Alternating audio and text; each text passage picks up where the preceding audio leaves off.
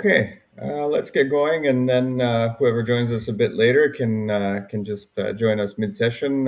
Don't forget that we will be sending out the recording after the masterclass, so don't worry if you missed any part of it. You'll get the full recording at the end. So welcome everybody. Thank you for joining us today. My name is Vanja. I'm the Director of Product Marketing and Customer Marketing at Lucidia. Today I'm joined by Qaiser, our Director of AI.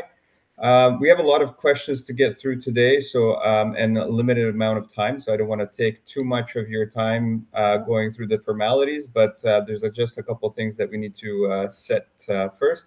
So if you have any questions during the masterclass, please make sure that you use the questions panel, and we'll collect them and get to them at the end as time allows. We actually received, this is going to be more of a Q&A masterclass. We received a lot of questions from a lot of people online regarding our AI agents. And that's what we're going to be talking about today.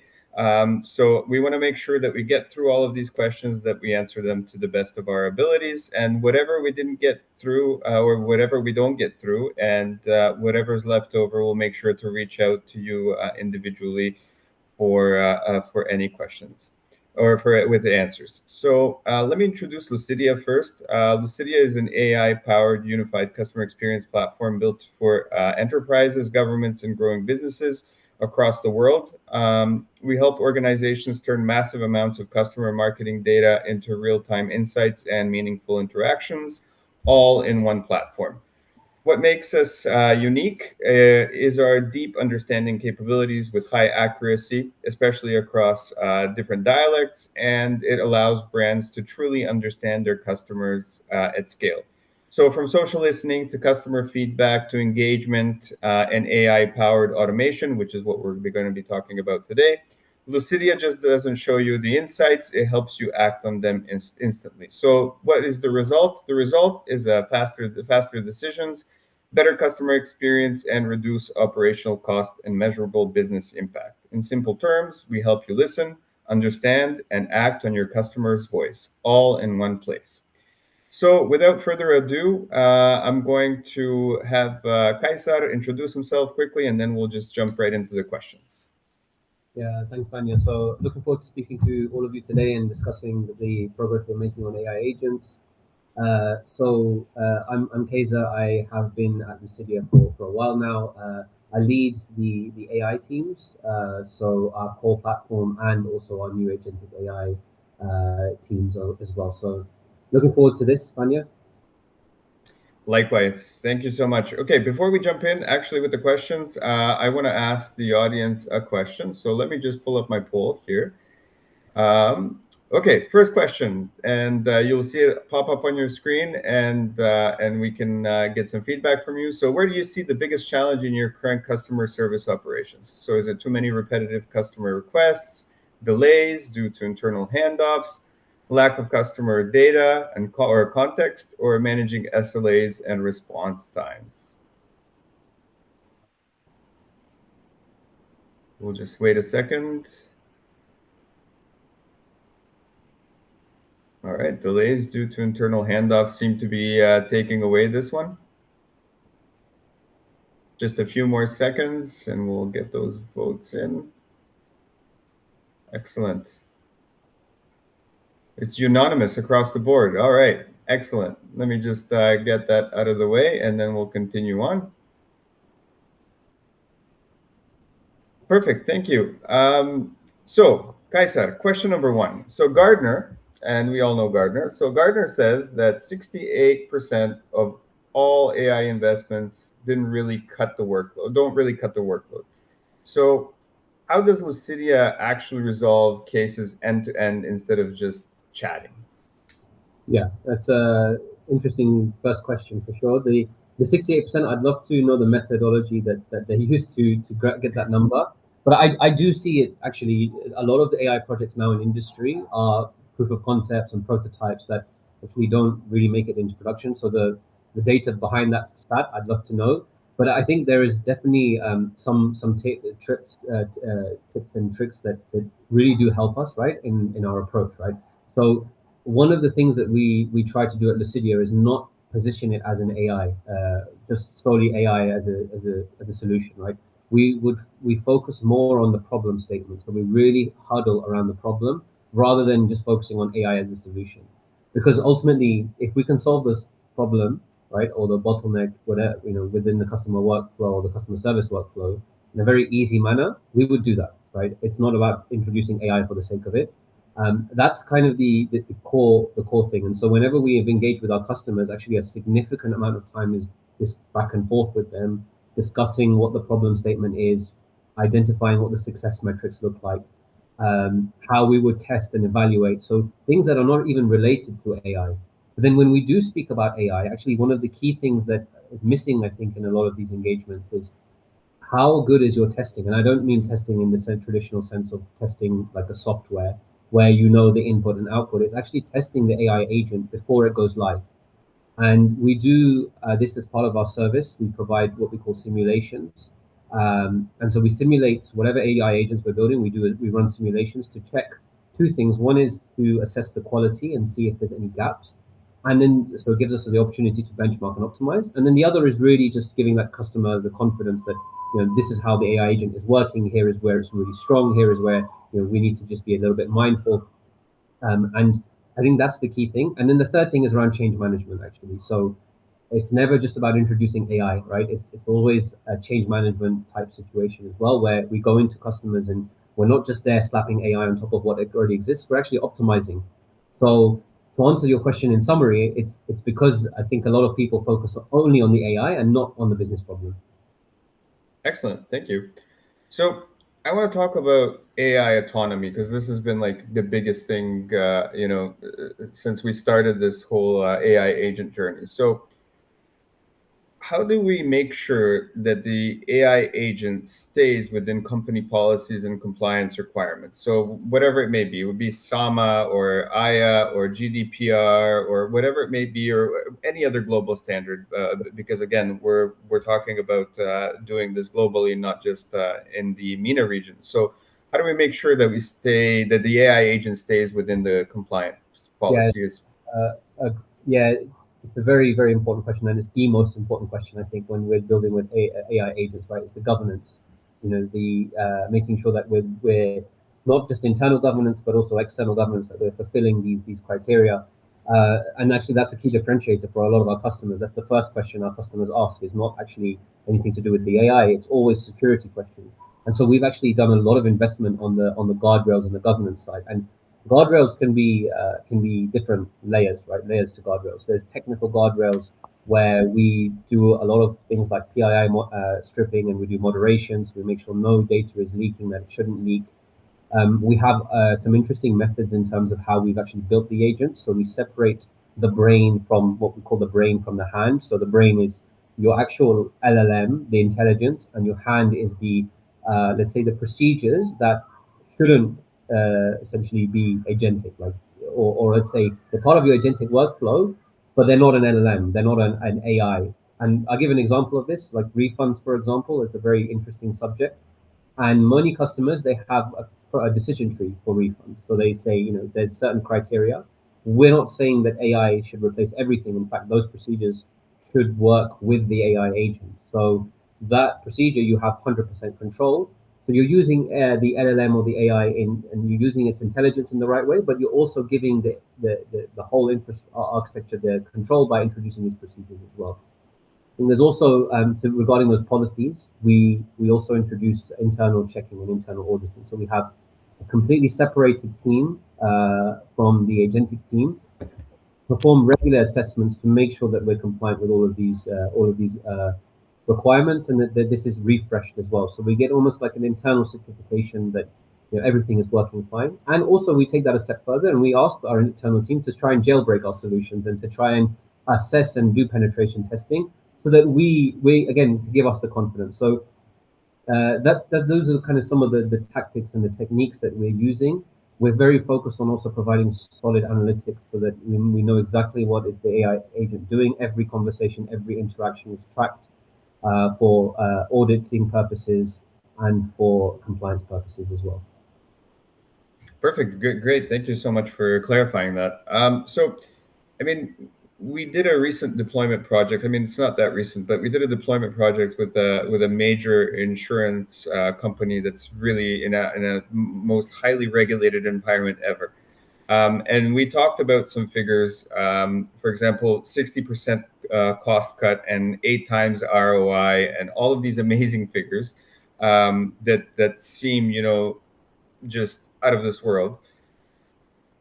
This is going to lead into my final question. That's going to kind of be the elephant in the room. But let's start at the beginning. So, where is that money actually coming from? Is it staff count, or is it just faster service? So how do we measure all of this fun stuff? Yeah, yeah, I'm looking forward to the elephant in the room question, to be honest. So, in terms of the specific customer you're speaking about, the insurance company, a major player, and like I said, a highly regulated industry. And how they achieve ROI is actually going to give the real example. They have a lot of customers phoning in, right? They're calling their customer support center and asking them questions that are related to their policies, right? So it's information retrieval, right? It's asking customers about it's customers ringing up asking about the insurance policy, what's included, what's not included, or maybe they've had an accident or some type of issue like that. And we know that customers don't need to phone in for those requests anymore, right? For the more complex ones, yes, but for the basic to intermediate ones, we know that the AI agent can handle it, and that's what we built them. We built them a AI agent that is really sophisticated in terms of information retrieval, highly accurate, trained on their data so that it can answer questions around their data, and again, super compliant to make sure that it doesn't fall outside of the bounds of regulation. And where the benefit came, or the savings came, was actually from people ringing less. So actually, the phones, you don't need to have, let's say, instead of 100,000 people ringing a month, you cut that by 60%, right? Because now they can go to an AI agent, and the AI agent answers their query. And so that's where the savings were for that insurance company. But it depends on what the situation is, right? Every company is different. Every situation is slightly different. They do fall into the same categories. But what we do say is, another there are topics and there are categories. Another one is, for example, if we see customers, their services are expanding and the amount of requests they get daily is expanding, and now instead of having to double their team because now they have double the requests, they can actually handle the double of the requests. So actually, there's then this opportunity cost, right? There's savings from not having to really double your workload, and in fact making your own. And I think this is something important, that making your workforce more efficient and working with the AI agents to make them more efficient. So really, that's where we see quite a lot of savings. Excellent. So, I mean, and another crazy stat that we had from this particular deployment. So, I mean, the handling time dropped from 18 minutes to under 3 minutes. And I think that the secondary question here is, how does that speed impact customer retention long term? I mean, this is an easy one to answer. It impacts it positively if you look at it. But you were in the recently we had our virtual event for AI agent, which was just over a few weeks ago. And this is one of the biggest things that came out of it is like, okay, so we're taking a really long time to get back to some. I mean, there are companies that take days to get back to somebody, even for a simple thing. So how do we cut back from 18 to 3 minutes? How does that speed impact customer retention long term? Yeah, we see it has a huge impact, right? And even just from our own experiences, right? We would choose brands based on their customer service quality. There are certain brands that are known to be, I'm not going to mention the names, but they're known to be really strong when it comes to customer service, and that's actually the differentiator between picking brand A and brand B. So for sure, it has a massive impact, and it's not just the speed, right? It's also the fact that the resolution. So what that speed unlocks, it's actually resolving at that rate as well. And what we say to customers, new customers as well, and the market in general, is that it's not just about the AI agent solving everything. We know that the AI agent is really good at solving let's say, up to the intermediate level and even some of the complex workflows. And actually, this has a double benefit, right? So imagine now it's taking you 90% less to solve intermediate problems. That means you can reinvest that additional capacity to actually solving the more complex queries. The queries that fall outside of your processes, where you need, let's say, more of a human touch.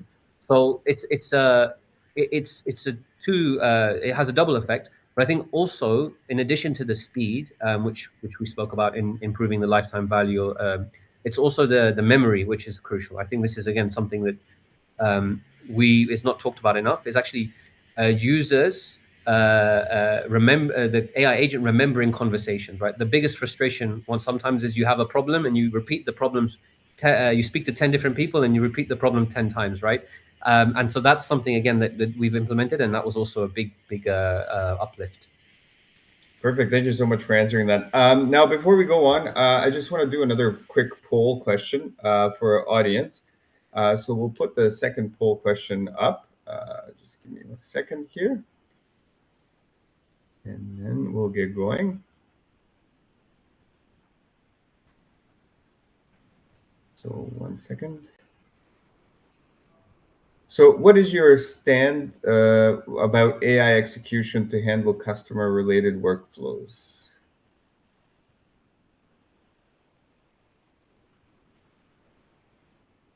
Let's see. Okay, AI can handle low-risk tasks with approvals and guardrails. Fully autonomous, there's no one. AI should only assist, not comfortable with AI yet. Okay. Great. So, and this is sort of the thing we got last time as well when we were doing our roundtable, is that not everybody's 100% comfortable with letting AI sort of do everything, and that's why we talk about guardrails. That's why we talk about policies. That's why we talk about testing and controls and things like that. The one question from the audience that we have right now. So, how do you go live in just 4 weeks? And where do people even start with a project like this? Yeah, it's 4 weeks does sound like a short amount of time, and in the era of agentic AI, it's actually it does sound like a short time for sure. But there are certain things that we've done to actually be confident that we can deliver at that scale or that timeline.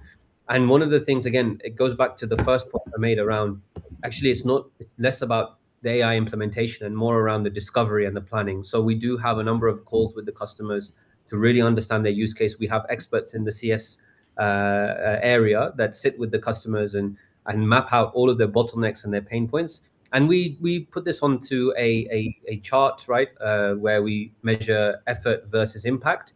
And we try and go for the things which have the highest impact, right? Ultimately, we want our customers to have a return on investment. It's good for us. It's good for the customer. So we go for the projects or the bottlenecks that if we can resolve them, they have high impact. And so that's really that scope definition is really crucial. But then once we've actually defined the scope, we have a really solid operations where we have reusable components, right? And we have an AI studio. We have an AI agent studio that we're extremely proud of. A lot of team members have been contributing to it. And that studio allows us to actually build AI agents very fast. But the building is only one part. It's actually the testing. So it's the testing that really gives us that confidence. So we do spend a significant chunk of that 4 weeks actually optimizing and testing the AI agent. We work with the customer to actually give us scenarios, right? Give us simulations of what we would be expecting. And then from that gives us the real confidence for the 4 weeks. And then with the 4 weeks, that then leads on to a longer relationship and a partnership with the customer that we can drive even more value. Excellent. Thank you for that again. So the last question, I know we're running out of time. We only have a couple minutes left. So last question is my elephant in the room question. So, Qaiser, is AI taking our jobs or just changing the way we do it? Or we do our jobs? So how do we manage this shift with our teams? Yeah, okay, so this was the elephant in the room. Good question for sure. So actually, we know that AI has actually is going to disrupt every industry, right? And the industries that it's disrupted the most is software. software engineering and customer service. This is where we've seen the disruption. This is where we've seen that if customers don't react fast enough, they will fall behind. I mean, in software engineering, which is close to obviously my heart, we see now the creation or this 10x engineer, this engineer that can do the job of 10 engineers, right? And actually the optics and how you think of this is really important. So if you have a company and you have 100 engineers, rather than looking at it in a certain way, you can actually look at it and say, now you have the capacity for 1,000 engineers. So you can actually do a lot more with the same amount of headcount. And we're seeing that companies who adopt this are the ones moving forward and moving forward at pace. And the same with CS. We've seen that it's not about a reduction in headcount. It's actually a changing in the way that we use we work. It's really a change in the way we work. Instead of doing mundane tasks, right, that are not fulfilling, humans can now do the fulfilling complex tasks. So for example, things like, the real deep forensics and investigations that are required in CS that might take a lot longer because everyone is too busy doing the repetitive tasks like updating a billing address or just a simple information retrieval. They can now do the things that really we as humans excel in, which is the forensics, the investigations, the problem solving, and actually use AI to support us in that. So really it's an how you look at it. But we've seen that the customer service teams that we've worked with, which really have 10x, are the ones that have this mindset rather than the reductionist mindset. Great. So I guess AI is not taking my job. That's really good to know. Thank you. Not taking, but it would for sure. Vanja, you can see that it's changing the way you work. Definitely. And I think with the adoption of AI, some mundane tasks are taking a lot less time and causing a lot less pressure, and leave you to think or leave you to kind of focus on the more on a task that you should be focusing on in different positions. So, but yeah, we definitely agree with you. Two questions from the audience. So one is regarding the integration and data sources. So basically, we have someone asking, so what can you connect AI agent to out of the box? So can it connect to social, contact center, CRM, WhatsApp, email?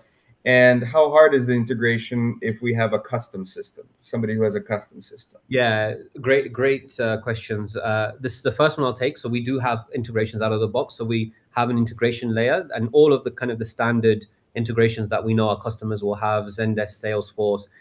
You mentioned email systems, Gmail. So all of these, actually, it's quite a solved problem nowadays with the advent of MCPs, which is a way that AI agents can talk to external systems.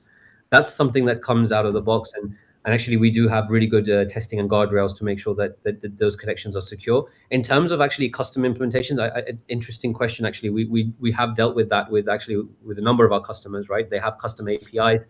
We have a very strong team that can actually and a process which can actually take those APIs and convert it into something that the AI agent uses. So it's something we do have experience with, and we do almost on most engagements. Right, companies will have their own custom APIs, so there's no issue there as long as we have the required keys, etc., and we have the safe connection. It's not a problem at all.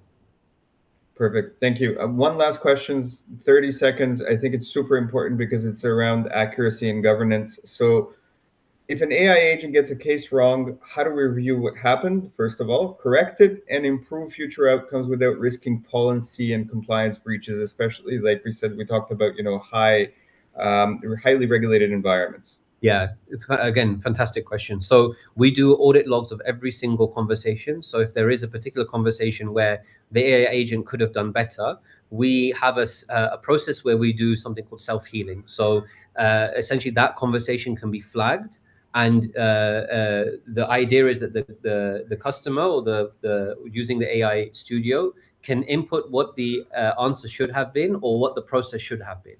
And then what we do is we augment that new information and we retrain part of the AI agent. So that's the plan of how we handle, let's say, we're creating this feedback loop or feedback mechanism, which is so important for self-healing. And that's why we're creating this kind of this flywheel effect. So every time your AI agent, more it communicates, the better it gets. So that's something that, again, we recognize as an extremely important feature. Excellent. Thank you so much. That's all the time we have for today. Thank you, everybody. Thank you for joining us. Like I said in the beginning, the recording to this will be made available to everybody. So check your emails. Last thing, there is an exit poll. If you can, just please complete it so we can get some feedback on how we did today and then improve it for the next time. So that will pop up on your screen shortly.